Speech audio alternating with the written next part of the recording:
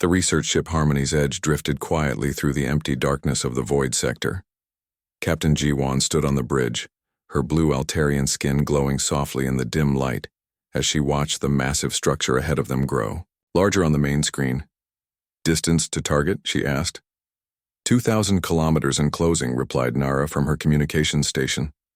The young vegan woman's large eyes reflected the strange lights coming from the ancient structure. "Still no response to our signals."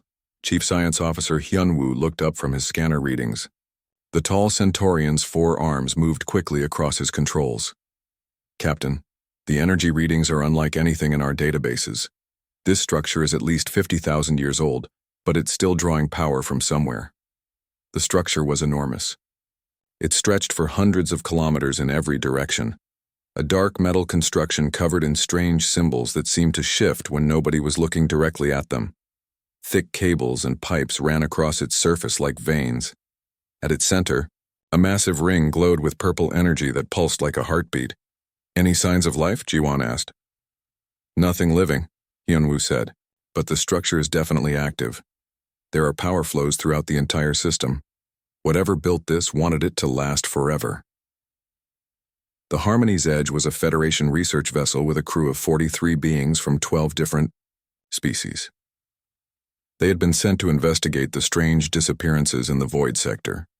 Over the past 2 years, 17 ships had vanished without a trace in this region of space. The Federation Council wanted answers. "Take us closer," Jiwon ordered, "but keep our distance at 500 kilometers.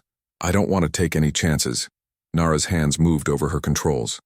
"Captain, I'm detecting some kind of scanning beam coming from the structure. It's very faint, but it's definitely focused on us. Are they trying to communicate?" "I don't think so. It feels more like they're measuring us." Hyunwoo's scanners began beeping rapidly.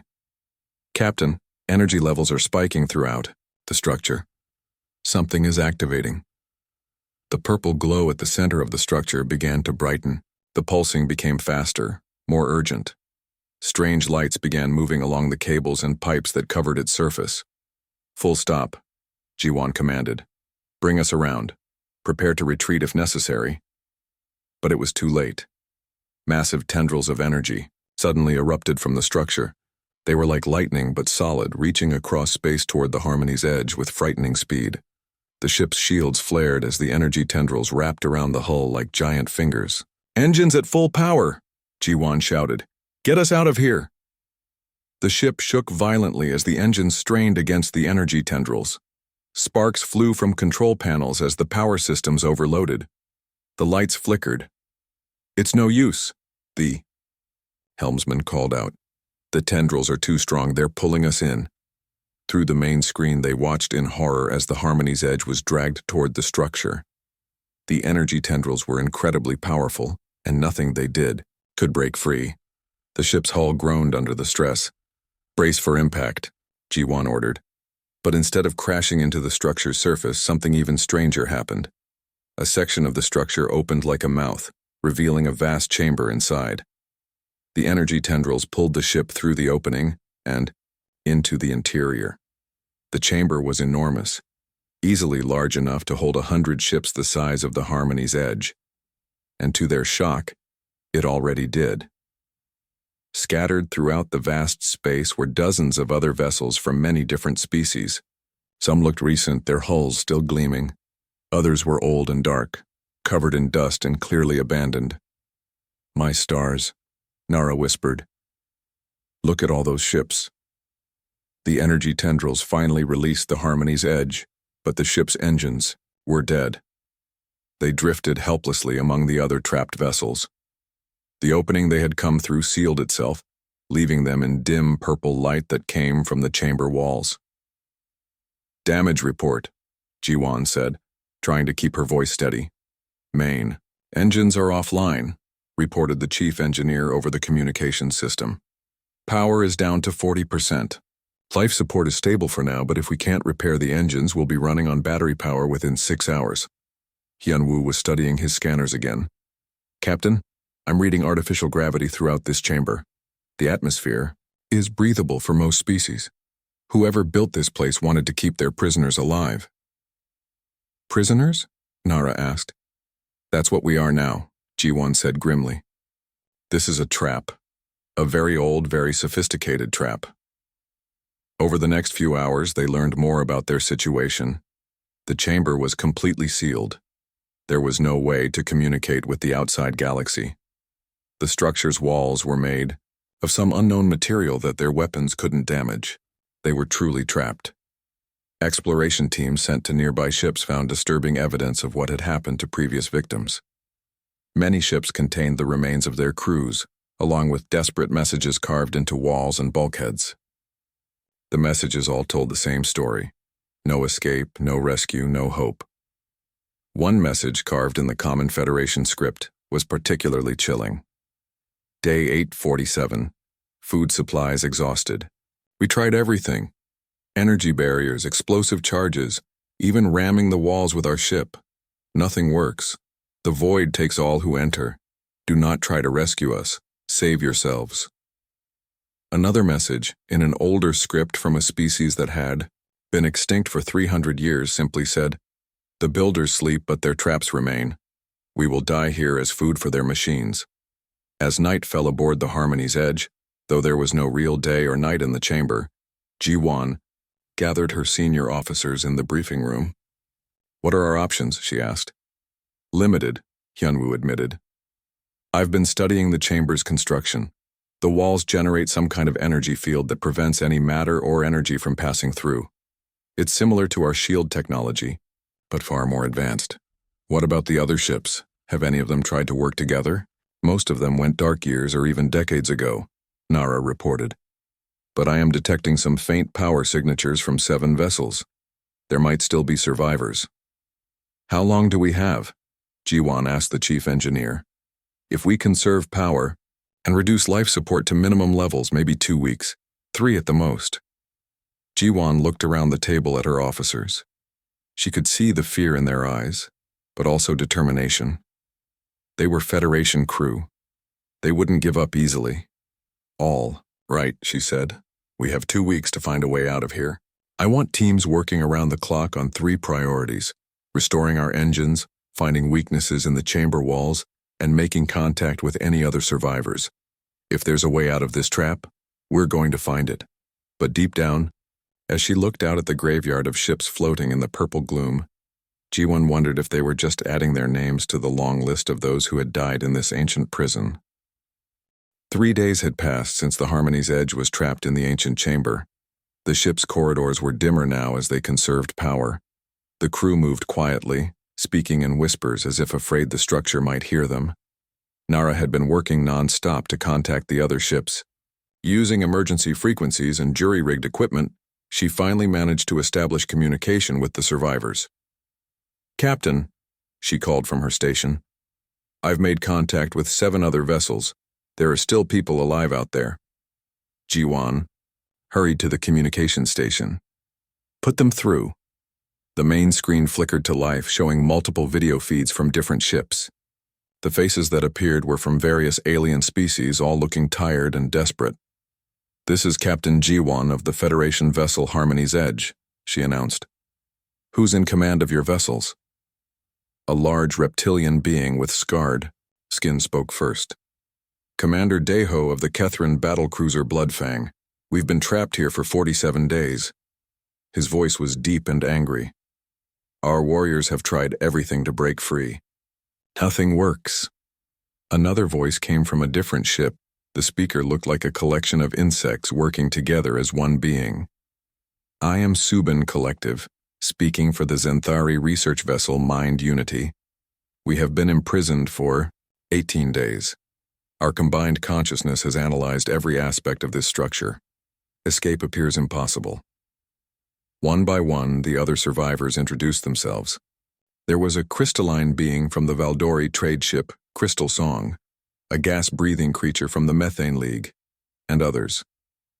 Each had their own story of how they were captured, but all the stories ended the same way. Trapped with no hope of escape. "Has anyone tried working together?" Jiwon asked. "Why bother?" Daeho growled. "Each species has tried their best methods. Kethrin weapons are the strongest in the galaxy. If we can't blast our way out, nobody can. Perhaps, said Hyun-woo, leaning forward. But what if the solution requires combining our different abilities? Sobin Collective's insect-like voice buzzed with interest. Explain your theory, Centaurian. I've been studying this structure, Hyun-woo said. It responds to quantum frequencies, but generating the right pattern would require more power than any single ship possesses. However, if we could link our power systems, impossible, interrupted the crystalline Valdori. Our technologies are completely different. Catherine power systems use plasma fusion. Zenthari use neural energy conversion. Federation ships use antimatter reactors. They cannot be combined. Maybe not directly, Hyun-woo admitted, but there might be another way. Over the next several hours, representatives from each ship met aboard the Harmony's Edge. It was the first time many of these species had worked together. The Cathrons were warriors who solved problems with force. The Zenthari were scientists who relied on collective thinking. The Valdori were traders who looked for profit in every situation. Despite their differences, they shared their knowledge. Daeho described how his people had bombarded the walls with every weapon they had. We fired plasma cannons for 6 hours straight, he said. The walls didn't even get warm. Subin Collective explained their attempts to understand the structure's computer systems. We sent our consciousness into the structure's data networks, but they are protected by quantum encryption we cannot break. It is like trying to read a book written in mathematics we do not understand. The Valdori had tried using their natural ability to vibrate at specific frequencies to crack the walls. We can shatter any crystal or metal, their representative explained. But this material absorbs all vibrations and converts them to energy. As they shared their failures, a pattern began to emerge. The structure seemed designed to counter every type of technology and ability known to galactic civilization. It wasn't just a prison, it was a perfect prison. There has to be something we're missing, Ji-won said. Whoever built this place had to have some way to control it. There must be an override, a master control, something. We found construction records in one of the older ships, Nara reported. A Thelian exploration vessel that's been here for over 200 years. Their logs mention something called the Builders, an ancient race that vanished long before any of our civilizations reached space. Hyun-woo studied the data on his portable scanner. According to these records, the Builders created structures like this throughout the galaxy. They were meant to contain dangerous technologies or beings. This might have been a quarantine facility. Quarantine for what? Daeho demanded. Unknown. But the logs suggest that the Builders left these structures to run automatically. They never expected anyone to deactivate them from the inside. The mood in the room grew darker. If the structure was meant to run forever without any way to shut it down, their situation was truly hopeless. Over the following days, more ships went dark as their power systems failed. The crew of the Harmony's Edge watched helplessly as distant lights flickered and died.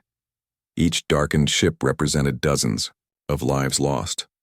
But the survivors didn't give up. They pooled their remaining resources, sharing food, water, and power cells.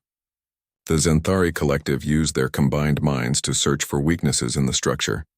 The Catherans organized salvage teams to recover useful equipment from abandoned ships. The Valdori mapped the chamber's energy flows. Ji-won found herself becoming the unofficial leader of the group. The other captains looked to her for decisions and hope. It was a responsibility she didn't want, but accepted.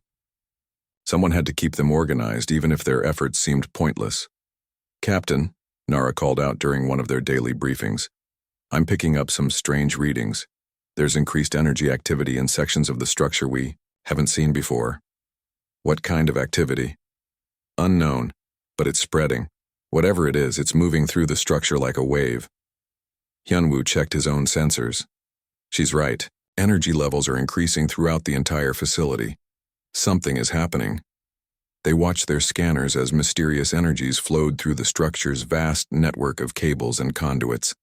The purple glow that lit the chamber began to pulse faster. Strange sounds echoed through the walls, not mechanical sounds, but something organic like breathing. Is the structure waking up? Subin Collective asked, their multiple voices speaking in unison. Or maybe it's preparing to do something. Deho said grimly. Something we won't like. The energy readings continued to climb. Whatever was happening, it was building towards something significant. The survivors could only watch and wait, hoping that whatever came next wouldn't make their situation even worse. In the distance, more ships went dark. The graveyard of vessels grew larger each day. Time was running out for everyone trapped in the ancient chamber. Soon, they would join the countless others who had died in this prison, built by a vanished race. But Jiwon refused to give up hope. Somewhere in this vast structure, there had to be an answer. There had to be a way out. She just hoped they would find it before their own lights went dark forever. The energy reading spiked again, and somewhere in the walls, something that sounded almost like a heartbeat began to pulse with slow, steady rhythm. 8 days had passed in the chamber of trapped ships. The Harmony's edge was dying slowly like all the others before it. Half the crew was already unconscious from the failing life support systems. The air was getting thinner by the hour. Captain. Jiwon sat in her command chair trying to stay awake. Her blue skin had turned pale and her breathing was labored. Around the bridge, her officers worked at their stations with the desperate focus of people who knew they had only hours left to live. Power at 12%, the chief engineer reported over the communication system. His voice was weak and tired. Life support will fail completely within 3 hours. Any word from the other ships? Jiwon asked. Nara shook her head slowly. The Valdori ship went dark 2 hours ago. Commander Deho's battle cruiser is down to emergency power only. Suban Collective says their ship has maybe 4 hours left. Hyunwoo looked up from his science station. Captain, the structure's energy readings are still increasing. Whatever it's building up to, it's going to happen soon. Jiwon closed her eyes. She had done everything she could think of. They had tried every plan, every desperate idea, every wild theory. Nothing worked. The ancient prison was too perfect, too complete. She thought about her family back on Altair Prime and how they would never know what happened to her. Captain, Nara suddenly called out, her large eyes wide with shock. I'm detecting something impossible. What do you mean? A hyperspace communication. Burst, it's coming from outside the structure. Nara's hands flew over her controls. But that's impossible. Nothing can penetrate the quantum barriers around this place. Jiwon forced herself to sit up straight. You're sure? Positive. The signal is using massive power levels. More power than our entire fleet could generate. And the encryption. I've never seen anything like it. Can you decode it? Working on it now. Nara's fingers moved quickly across her console. The signal is breaking through our universal translators. It's in perfect galactic standard. Someone is speaking to us. The bridge fell silent except for the soft humming of dying equipment. Everyone who was still conscious turned to listen as Nara played the message. A male voice came through the speakers, clear and strong. Unknown vessels, this is the UNS Indomitable. We have detected your distress signatures through quantum resonance. Scanning. We are preparing intervention protocols. Please stand by for rescue operations. For a moment, nobody spoke. The message was impossible for several reasons. First, no known technology could penetrate the structure's barriers. Second, no ship designation UNS existed in any galactic database. Third, the voice spoke with an accent that the universal translators couldn't identify, something that shouldn't be possible. Is this real? Jiwon whispered. The signal is definitely real, Nara confirmed. But I have no idea who sent it. There's no record of any ship called the Indomitable in Federation databases. Hyunwoo was studying his scanners with new energy. Captain, I'm analyzing the signal's quantum signature. The power source that sent this message is enormous. The ship would have to be the size of a small moon. That's impossible. So is getting a message through the structure's barriers, but it happened. Jiwon made a decision. If this was real, if someone really was trying to rescue them, she had to respond. Nara, open a channel. All frequencies. Channel open. Unknown vessel Indomitable. This is Captain Jiwon of the Federation ship Harmonies. Edge. We are trapped inside an ancient structure in the void sector along with multiple other vessels. Our life support is failing. We have maybe 3 hours before we're gone. Please, if you can hear this, we need immediate assistance." They waited. The seconds stretched into minutes. Then suddenly the response came. "Captain G1, this is Captain Minho of the UNS Indomitable. We hear you clearly. Quantum scans indicate 43 ships trapped within the structure, with survivors aboard 8 vessels. We are moving into position for extraction." How is this possible?" G1 asked. "No one can reach us. We've been trying for 8 days. We have experience with builder technology," the voice replied calmly. "This structure is similar to others we've encountered. Please transmit all tactical data about the structure's defenses and your exact positions within the containment chamber." Ji-won looked at Hyunwoo, who was frantically checking his instruments. "Captain," he said quietly, "whoever these people are, they know about the builders. They're treating this like a routine rescue operation. But how? I don't know. But the confidence in their voice, they really believe they can get us out of here." Working quickly, Hyunwoo compiled all their data about the structure: energy readings, wall composition, gravitational fields, quantum barriers, everything they had learned during their imprisonment. Nara transmitted the data package along with the exact coordinates of each surviving ship. "Data received," Captain Minho responded. "Analysis complete. We will begin extraction procedures in 6 minutes. Please evacuate all personnel to your ship's central sections and activate emergency containment fields. The extraction process will involve significant gravitational stress." "What kind of extraction process?" Ji-won asked. "We're going to tear a hole in space-time large enough to pull your ships through. The energy release will be considerable." Ji-won felt her heart skip a beat. "You're going to do what?" "Captain, trust me. We've done this before. Just make sure your people are secured.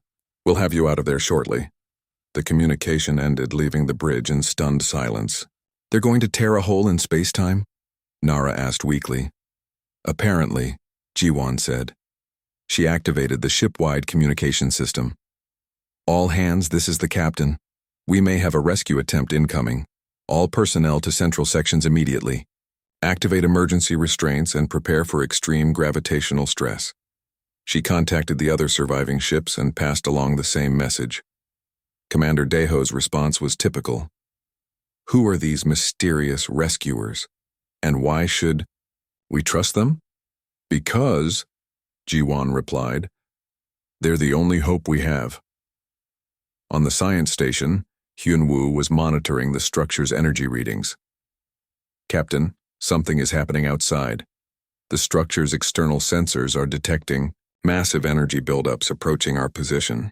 "How massive?" "Larger than anything in our databases. Whatever ship is out there, it's generating power levels that rival a small star." Through the chamber's walls, they began to hear new sounds. Not the organic breathing they had heard before, but something different. A deep humming that seemed to vibrate through the very atoms of the structure. The purple lights that had illuminated the chamber for so long began to flicker. "The structure is responding to something," Hyunwoo reported. "Its defensive systems are activating." "Is that bad?" "I don't know. But whatever these humans are planning to do, the structure doesn't like it." The humming grew louder. The ancient prison that had held them captive was preparing to defend itself. But for the first time in 8 days, Ji-won felt something she thought she had lost forever. Hope. The space around the ancient structure began to twist and bend in ways that hurt to look at. Reality itself seemed to be stretching like rubber, creating impossible shapes and angles that the human mind couldn't properly understand. Inside the chamber, the trapped crews felt the change immediately. The structure shook violently, throwing people against walls and causing equipment to spark and fail. The purple lights that had glowed steadily for thousands of years began flashing in rapid, panicked bursts. "What's happening out there?" Captain Ji-won shouted over the noise. Hyunwoo struggled to read his instruments as they flickered and jumped wildly. "The quantum readings are off the scale. Someone is bending space-time around the entire structure." Through the walls they could hear the ancient prison's defense systems activating. Massive weapons that had been silent for millennia began charging up with sounds like thunder, energy barriers that could stop any known weapon powered up to maximum strength. Then, with a sound like the universe tearing apart, something enormous punched through the fabric of space itself. The UNS Indomitable emerged from nowhere, bypassing hyperspace entirely. It was like watching a mountain appear in the middle of an ocean. The ship was impossibly huge, easily 5 kilometers long and built like a weapon designed by someone who thought elegance was a waste of time. Its hull was dark gray metal covered in strange angles and brutal-looking weapons. There were no smooth curves or artistic designs like Federation ships had. This vessel was built for one purpose: war. And it was the most beautiful thing the trapped crews had ever seen. By the 7 moons, Commander Deho whispered over the communication channel. What kind of ship is that? Inside the chamber, they could feel the structure's ancient weapons firing at the human vessel. Energy beams that could destroy planets struck the Indomitable's shields and simply vanished, absorbed without any visible effect. "This is Captain Minho of the UNS Indomitable," the calm voice said over their communications. "Beginning containment. Breach procedures. All ships prepare for extraction." What happened next changed everything the survivors thought they knew about technology and physics. The human ship deployed weapons that operated on principles no Federation scientist had ever imagined. Instead of firing energy beams or missiles, they fired something that looked like tears in space itself. Where these weapons struck the structure, matter didn't just explode or melt. It stopped existing entirely. "Impossible," Yunwoo breathed, watching his scanners. "They're using controlled reality distortion as a weapon. They're not destroying the structure's walls. They're making them never have existed in the first place." The ancient structure, which had survived for 50,000 years and captured hundreds of ships, began to come apart under the human assault. Its quantum barriers, designed to contain any known form of matter or energy, were useless against weapons that operated outside normal physics. But the humans weren't just destroying randomly. They worked with surgical precision, carefully targeting specific systems while avoiding the chamber that held the trapped ships. Every shot was calculated to minimize risk to the prisoners, while maximum damage to their prison. "How are they doing this?" Subin Collective asked, their multiple voices filled with wonder. "Our combined consciousness cannot comprehend these technologies." The answer came from Captain Minho himself. "We've had a lot of practice with Builder constructs. This type of quantum containment field is actually one of their simpler designs." "Simpler?" Jiwan asked weakly. The Builders were fond of redundant security systems. "This structure probably has 12 different types of containment barriers. We're currently disabling the 7th layer." As they watched, the human ship systematically dismantled defenses that had seemed impossible to break. Each system was identified, analyzed and neutralized with frightening efficiency. The crew of the Indomitable worked like they had done this hundreds of times before. "Captain Jiwan," came Minho's voice again, "we're detecting critical power failures in your ship. We're going to move you to priority extraction. Prepare for tractor beam lock." A new type of energy reached out from the human ship. Unlike the BDR structure's brutal energy tendrils, this beam was gentle but irresistibly strong. The Harmony's edge began to move toward a massive opening that had appeared in the Indomitable's hull. "Are they taking us inside their ship?" Nara asked in amazement. "Their ship is large enough to hold a small fleet," Yunwoo confirmed. "Internal scanners show they have docking bays bigger than our entire vessel." The Harmony's edge was pulled smoothly into the human ship's docking bay. The moment they crossed the threshold, artificial gravity took hold, and life support systems began pumping fresh air into their ship. The crew could immediately breathe easier. "Welcome aboard the Indomitable," Captain Minho's voice said. "Medical teams are standing by to assist anyone who needs treatment. We'll have the rest of your people out within the hour." Through the docking bay's transparent barriers, they watched the humans continue their rescue operation. One by one, the other surviving ships were extracted from the collapsing structure. Each rescue was performed with the same calm efficiency. The most amazing thing was how quickly it all happened. What had taken the combined might of multiple alien civilizations 8 days to fail at, the humans accomplished in less than an hour. As the last ship was pulled to safety, The humans delivered the final blow to the ancient structure. A weapon that looked like a ball of pure darkness struck the structure's core. The prison that had held countless victims for thousands of years simply collapsed into itself and vanished, leaving only empty space. Rescue complete, Captain Minho announced. All vessels secured. Casualties are minimal thanks to your quick response to our instructions. Captain Jiwon sat in her command chair, trying to process what had just happened. They had been saved by beings they had never heard of, using technology that shouldn't exist in a rescue operation that had seemed impossible just hours before. A new voice came over the communication system. Captain Jiwon, this is Dr. Yuna, Chief Medical Officer of the Indomitable. We have medical facilities prepared for all species represented in your group. If you and your crew would like to come aboard for treatment and debriefing, we're ready to receive you. You have medical facilities for species you've never met before? Jiwon asked. We've been monitoring your civilization for some time, Dr. Yuna replied. We know quite a bit about Federation biology and medicine. Monitoring us? For how long? That's a question better answered by Captain Minho. But first, let's make sure everyone is healthy. You've been through a terrible experience. As medical teams began boarding the rescued ships, Jiwon realized that their rescue was only the beginning. These humans had technology far beyond anything the Federation possessed. They had been watching galactic civilization from somewhere beyond the rim. And they had just revealed themselves by saving a group of people they had never met before. The question now was, why?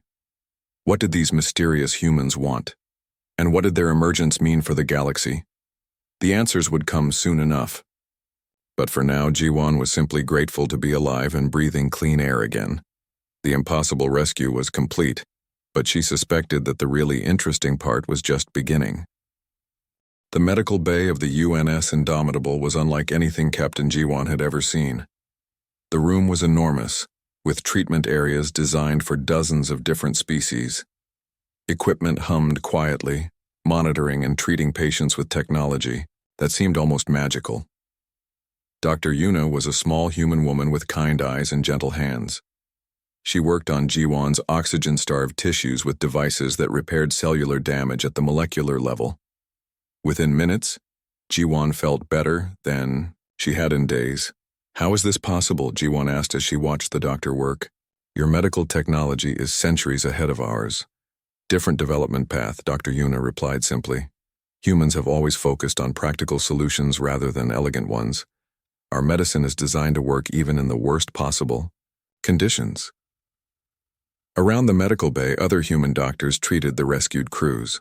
Jiwon watched as they worked on species they claimed to have never met before, yet they seemed to know exactly what each being needed.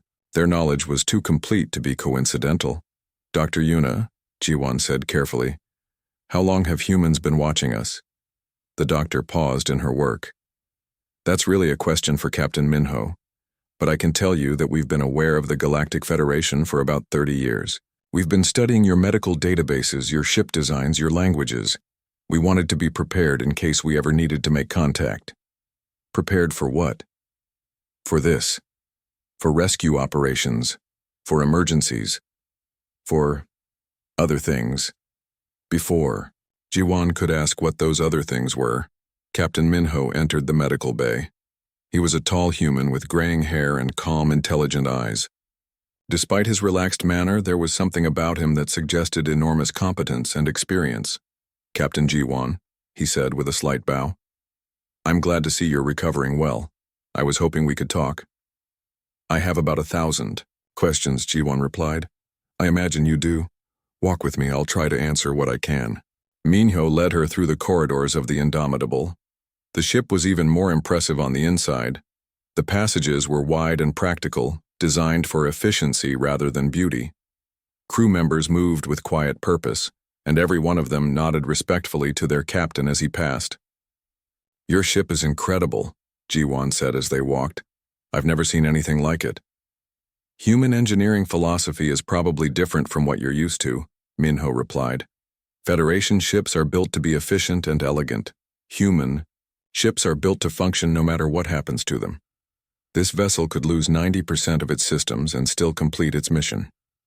They entered a large observation deck with windows that looked out into space. Through the transparent barriers, Jiwan could see the other rescued ships docked in the Indomitable's bays. The human ship was so large that it looked like a space station with a fleet of smaller vessels inside it. "Where do humans come from?" Jiwan asked. "Beyond the galactic rim," Minho said. "Our home systems are about 15,000 light-years from the edge of Federation space. We evolved in complete isolation from your civilizations. But you've been watching us." "Yes. We've had observation posts on the rim for decades. Long-range scouts that monitor Federation communications and activities. We try to stay informed about galactic events without interfering." "Then why interfere now? Why rescue us?" Minho was quiet for a moment, looking out at the stars. "Because the disappearances in the void sector were getting worse. 17 ships lost in 2 years. We couldn't stand by and watch people die when we had the ability to help." "You've encountered structures like that before?" "Many times. We call them builder constructs. The galaxy is full of them. Automated traps and weapons left behind by an ancient race.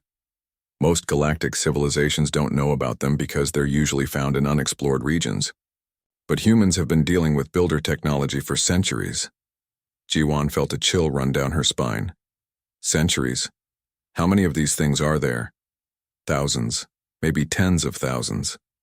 The builders were a galaxy-spanning civilization that vanished about 60,000 years ago. They left behind automated systems designed to, well, we're not entirely sure what they were designed to do, but most of them are dangerous. And humans have been fighting them all this time?" "Learning to counter them, yes, it's been necessary for our survival. When we first started exploring beyond our home systems, we lost many ships to builder constructs, so we made studying them a priority. Over time, we've learned how their technology works and how to defeat it."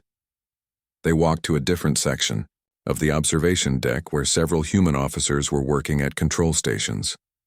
Jiwan recognized Commander Hana, the ship's tactical officer, from her brief appearance on the communications screens during the rescue.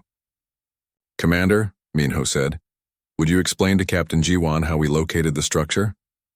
Hana was a young woman with sharp eyes and quick movements. She brought up a holographic display showing the void sector. "We've been tracking builder activity throughout this region for months. The quantum disruptions caused by their constructs create specific patterns we can detect from long range." "You can track them from 15,000 light-years away?" Jiwan asked in amazement. "Our sensor technology is comprehensive," Hana replied. "We need to be able to detect builder activity before it becomes a threat to human colonies." Minho gestured to another display that showed technical information about the rescue operation. "What you experienced today was a fairly routine extraction for us. The containment field design was Type 7, moderately difficult, but well within our capabilities." "Routine?" Jiwan couldn't hide her disbelief. "You destroyed a structure that survived for 50,000 years, rescued 8 ships, and called it routine?" "We've extracted ships from more difficult situations," Hana said matter-of-factly. "Type 12 containment fields require 3 ships and specialized equipment. The record is a Type 15 that took us 6 hours to crack." Jiwan realized she was looking at a completely different approach to technology and problem-solving. Where Federation science emphasized understanding and elegance, human science seemed focused on overwhelming capability and practical results. "There's something else you need to know," Minho said, his expression becoming more serious. "The builder constructs have been becoming more active recently. Structures that have been dormant for millennia are starting to wake up. We think something is triggering them." "What kind of something?" "We don't know yet, but the pattern is consistent across multiple regions of the galaxy. Builder technology is activating in response to some kind of signal or event. Is that why you decided to reveal yourselves to us?" "Partly. We've been debating whether to make contact with the Federation for years. The increasing builder activity forced our hand. These structures pose a threat to every spacefaring civilization in the galaxy. We can't handle them all by ourselves." Jiwan looked out at her ship docked in the human vessel's bay. Everything she thought she knew about the galaxy had changed in the past few hours. There was an entire human civilization with technology far beyond anything the Federation possessed. There were ancient weapons scattered throughout space that could threaten everyone. And now these mysterious humans wanted to work together. "What are you proposing?" she asked. "An alliance," Minho said simply. "Humans have the technology to fight builder constructs.